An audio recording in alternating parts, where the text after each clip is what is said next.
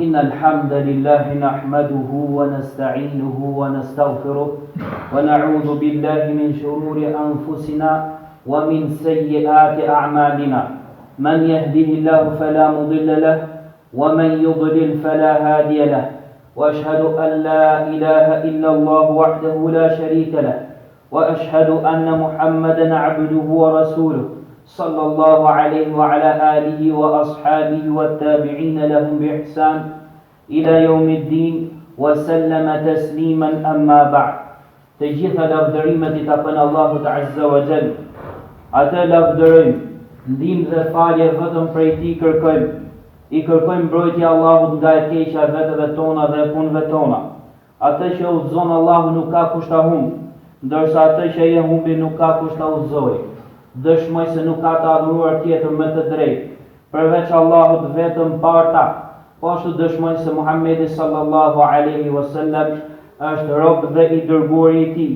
Lëvdata e shumtë dhe shpëtimi I madh I Allahut qoftë mbi të, mbi familjen e Tij, mbi shokët e Tij dhe mbi të gjithë ata që e pasuan atë me përpikmëri deri ditën e Kiametit. E më pas, robërt Allahut, thot Allahu I lartë madhëruar në librin e Tij: Minal mu'minina rijalun sadaqu ma ahadu Allah alayh, faminhum man qada nahbahu wa minhum man yantazir wa ma baddalu tabdila. Prej besimtarëve ka burra të cilët e vërtetuan atë gjë për cilën ja patën dhënë besën Allahut të lartësuar. Kështu që disa prej tyre e përmbushën besën e dhënë dhe u vranë në rrugt të Allahut, kurse disa të tjerë po presin që ta përmbushin besën e dhënë dhe të vdesin në rrugt të Allahut. Madje ata nuk e ndryshuan besën e tyre, por se I u përmbajtën asaj. Këto burra që I përmend Allahu I lartësuar në librin e Tij janë shokët e të dërguarit të Allahut sallallahu alaihi wasallam. Njerëz të cilët I përzgjodhi Allahu I lartësuar për shoqërimin e të dërguarit të Tij sallallahu alaihi wasallam dhe për të ndihmuar fenë e Tij. Dashuria për ta është fe, besim dhe bamirësi, ndërsa urrejtja e tyre është kufër, hipokrizi dhe kalim I kufive. Kush I do ata, pra shokët e pejgamberit sallallahu alaihi wasallam, Allahu e do atë, dhe ata nuk I do askush tjetër përveç besimtarit, ndërsa ai që I urren ata, Allahu e urren atë, dhe ata nuk I urren askush tjetër përveç atij që është munafik, pra hipokrit dhe pa besimtar. Robërt Allahut, sot do të flasim për një nga shokët e dërguarit të Allahut sallallahu alaihi wasallam. Ai është Salman al-Farisiu radhiyallahu anhu. A njihni se cili është ai? Ai është Abu Abdillah, I pari nga persët që ka hyrë në Islam. Ai ka shoqëruar pejgamberin sallallahu alaihi wasallam, I ka shërbyer arati dhe kanë transmetuar hadithe nga ai. Le të dëgjojmë historinë e Islamit të tij, pasi në historinë e tij ka dobi dhe mësime për muslimanë. Ka thënë Salmani radhiyallahu anhu, duke treguar për historinë e vetes së tij.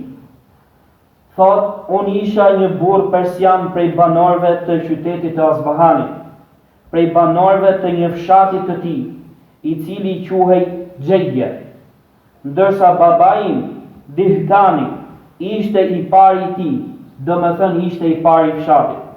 Dhe unë isha krijesa e Allahut më e dashur tek ai. Ai vazhdonte të kishte dashuri aq të madhe për mua, sa që më izoloi në shtëpinë e tij, ashtu sikur se izolohet dhe burgoset robresha. Unë bëra përpjekje për zjarr kutizmin, ai sa u bëra ruajtësi dhe shërbyesi I zjarrit, I cili e ndiste atë dhe nuk e linte atë të shuhej asnjë çast. Pra në Persi, feja atyre ka qenë që adhuronin zjarrin, edhe ky u bë shërbetor I zjarrit. Pra ashtu sikur se po na tregon. Dhe thot, babai im kishte një fermë të madhe, pra një tokë të madhe, dhe një ditë ai u angazhua duke u marrë me një ndërtesë të tij dhe më tha mua: O birim, me të vërtetë unë sot jam i angazhuar ndaj fermës tokës time me një ndërtesë. Andaj shko dhe shikoj atë. Dhe më urdhroi mua që të kryeja thot në të disa gjëra që ai dëshironte. Kështu unë dola duke pas për qëllim fermën e tij dhe kalova pranë një kishe prej kishave të krishterëve. Aty dëgjova zërat e tyre ndërkohë që ato po luteshin. Dhe unë nuk e dija çështjen e atyre njerëzve për shkak se babai im më kishte izoluar në shtëpinë e tij. Kështu që kur unë kalova pranë tyre dhe dëgjova zërat e tyre, u futa tek ata që të shikoj se çfarë po bëjnë. Dhe kur unë i pash ata, më pëlqeu lutja e tyre dhe dëshirova që të interesohem për çështjen e tyre. Dhe thash, kjo pasha Allahun është më mirë se sa feja në të cilën jemi ne. Kështu, pasha Allahun, unë nuk i lash ata, nuk u largova prej tyre, derisa perëndoi dielli. Madje e lash fermën e babait tim dhe nuk shkova atje. Pastaj i thash atyre: ku ndodhet origjina, baza e kësaj feje? Ata thanë: në Sham, pra në vendet e Shamit, ku ndodhet Iraku, Siria e tjerë. Pastaj u ktheva tek babai im, ndërkohë që ai kishte dërguar dikë që të më kërkonte mua, dhe unë e kisha preokupuar atë nga gjithë puna e tij. Kur shkova tek ai, më tha mua: o birim, ku ishe? A nuk të lash diçka në përgjithësi për të kryer? Ai tha: o babai im, unë kalova pranë disa njerëzve të cilët po luteshin në një kishë të tyre. Dhe më pëlqeu ajo çfarë pash prej fesë së tyre. Kështu pasha Allahun nuk reshta së ndonjëri tek ata derisa perëndoi dielli. Ai tha: o birim, në atë fe nuk ka asnjë mirësi. Feja jote dhe feja baballarëve të tu është më mirë se sa ajo. Unë thash: jo pasha Allahun, ajo është më mirë se sa feja jonë. Pastaj tha ai: babai më friksoi mua dhe vendosi në këmbët e mia pranga dhe pastaj më burgosi në shtëpinë e tij. Atëherë unë dërgova tek të krishterët një mesazh dhe u thash atyre: kur të vijë tek ju ndonjë karvan nga Shami, domethënë kur të vinë disa tregtar prej krishterëve nga vendet e Shamit, atëherë më njoftoni mua për ta. Kështu atyre u erdhi një karvan nga Shami me tregtar prej krishterëve dhe ata e njoftuan atë. Pra thot, dhe ata më njoftuan mua për ta, për karvanin. Atëherë unë u thash atyre: kur ata të mbarojnë nevojat e tyre dhe duan që të kthehen në vendet e tyre, ju më njoftoni mua për ta. Pastaj tha: dhe kur ata deshën të kthehen në vendet e tyre, ata më njoftuan mua. Kështu unë i hoqa hekrat prej këmbëve të mia dhe dola bashkë me ta, derisa shkova në Sham. Kur shkova atje thash: cili është njeriu më i miri i kësaj feje? Ata thanë: prifti që ndodhet në kishë. Pastaj tha: më njëherë shkova tek ai, pra tek prifti, dhe i thash: unë jam i interesuar për këtë fe dhe dëshiroj që të jem me ty, që të shërbej ty në kishën tënde dhe të mësoj prej teje dhe të lutem me ty. Ai tha: atëherë futu, dhe unë u futa bashkë me të. Pastaj tha: mirë, po ai ishte burr i keq. Ai i urdhëronte ata për sadaka lëmosh dhe nxiste për të, dhe kur ata i mblidhin tek ai disa gjëra prej sadakas, ai i ruante ato për vendet e tij dhe nuk u jepte të varfër, derisa mblodhi 7 qypa prej floririt dhe argjendit. Kështu, unë kisha ndaj tij urrëtie shumë të madhe për shkak të asaj që pash nga ai duke bërë. Prandaj ai vdiq dhe tek ai u mblodhen të krishterët për ta varrosur atë. Atëherë unë u thash atyre: me të vërtetë, ky ishte një burr i keq. Ai ju urdhëronte juve për sadaka dhe ju nxiste për të.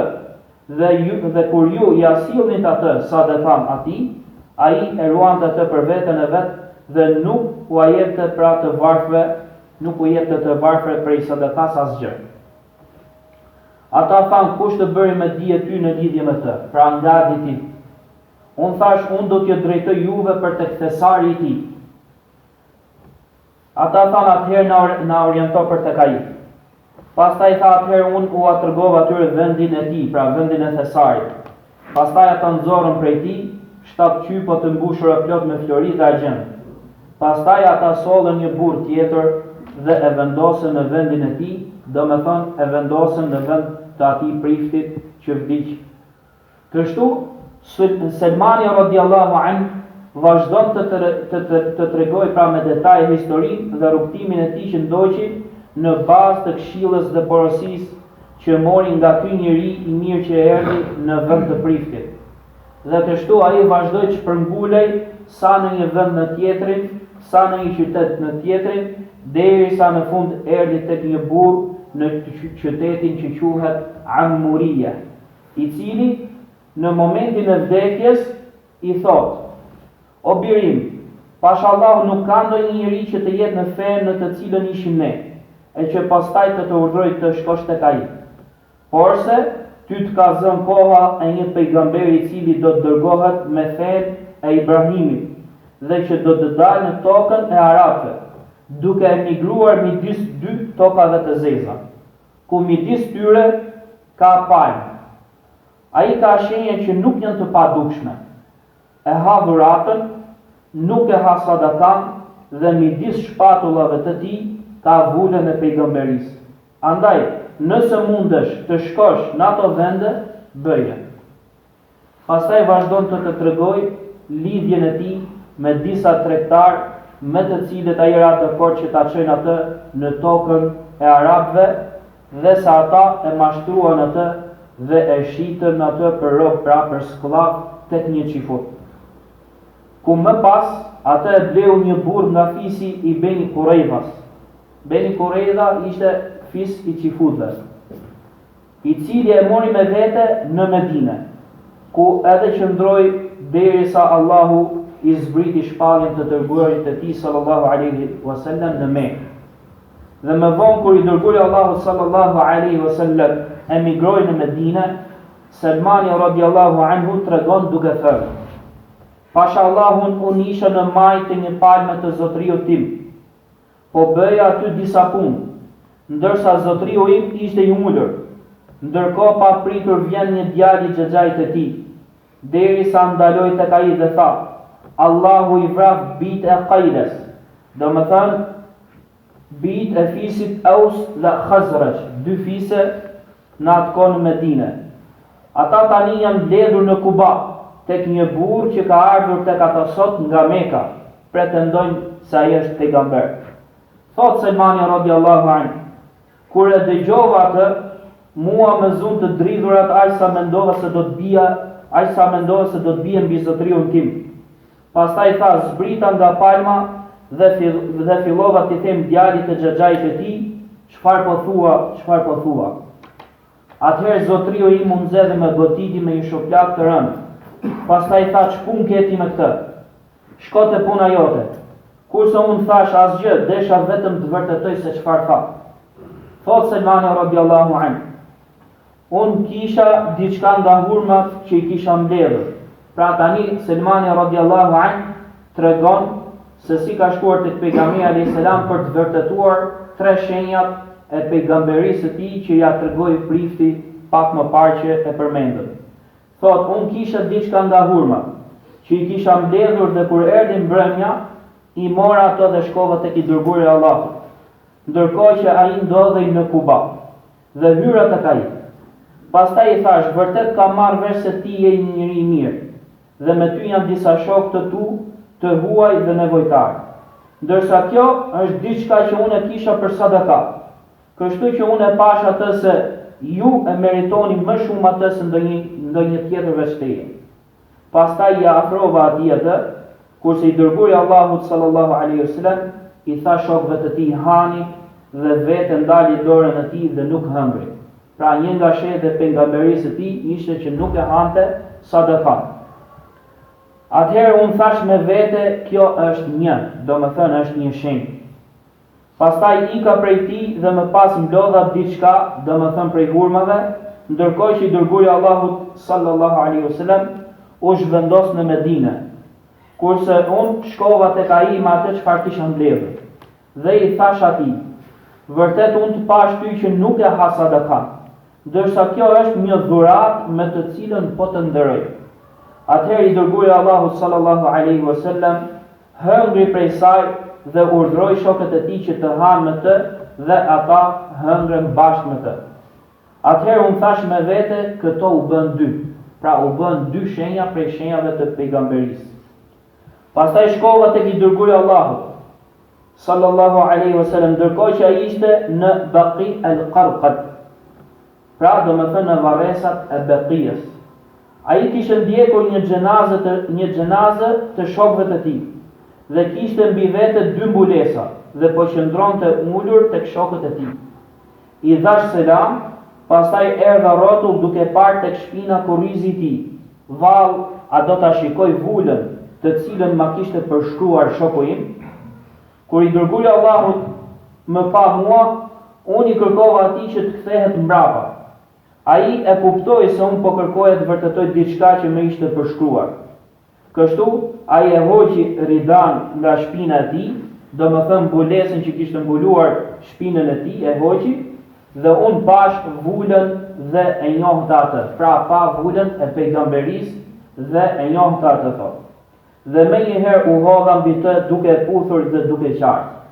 Atëherë i dërguari Allahu sallallahu alaihi wasallam më tha, dil para. Pra dil përpara sepse ai ishte nga mbrapa pejgamberit. Dhe unë dola. Pastaj i tregova atij ndodhim ashtu sikurse ta tregova ty o Ibn Abbas. Pastaj tha se të dërguarit e Allahut sallallahu alaihi wasallam i pëlqente që historinë e tij, pra historinë e Selmanit radhiyallahu anhu, ta dëgjonin shokët e tij. Më pas Selmani radhiyallahu anhu vazhdoi punën e tij si rob, si sklav, ajsa i humbi mundësia e marrjes pjesë me të dërguarin e Allahut sallallahu alaihi wasallam në luftën e Bedrit dhe të Uhudit. Ndërsa më pas i dërguari Allahut sallallahu alaihi wasallam bashkë me shokët e tij e ndihmuan Selmanin radhiyallahu anhu që të lironte veten e tij nga skllavëria, derisa ai arriti të bëhej një njeri i lirë dhe i pavarur. Kështu ai mori pjesë në luftën e Hendekut dhe më vonë nuk la asnjë luftë pa marrë pjesë me të dërguarin e Allahut sallallahu alaihi wasallam. Të nderuar vëllezër, kjo është shkurtimisht historia e sahabiut fisnik Selman el-Farisiut, pasi historia e tij është shumë e gjatë, i cili bëri një rrugtim shumë të gjatë në kërkim të së vërtetës, derisa e gjeti atë. Dhe pasi e gjeti atë, u kap fort pas saj. Punoi me të, thirri për tek ajo, si dhe luftoi në mbrojtje të fesë së tij dhe të muslimanëve. Allahu qoftë i kënaqur me të dhe na bashkoft neve bashkë me sahabët e të dërguarit të Allahut sallallahu alaihi wasallam në xhenetet e begata. Aqulu hadha al-qawl wa astaghfirullaha li wa lakum min kulli dhanb fastaghfiruhu innahu huwal ghafurur rahim. Alhamdulillah ala ihsani wa shukru lahu ala tawfiqihi wa imtinani. وأشهد أن لا إله إلا الله وحده لا شريك له وأشهد أن محمدا عبده ورسوله الداعي إلى رضوانه صلى الله عليه وعلى آله وأصحابه والتابعين لهم بإحسان إلى يوم الدين.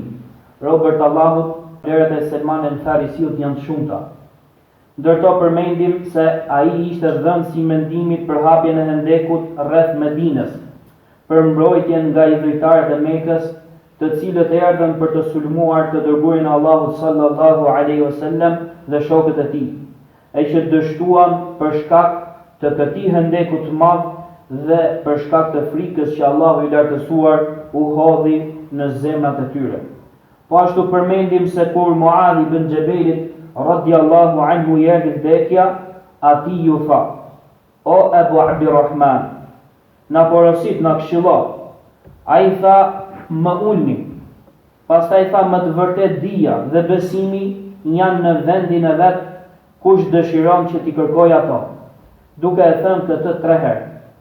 Pastaj tha: "Kërkojeni dijen tek 4 njerëz, tek Uwaymir Abi Darda, tek Selman el-Farisiu, tek Abdullah ibn Mas'udi dhe tek Abdullah ibn Selami, i cili ishte jehudi, pastaj u bë musliman."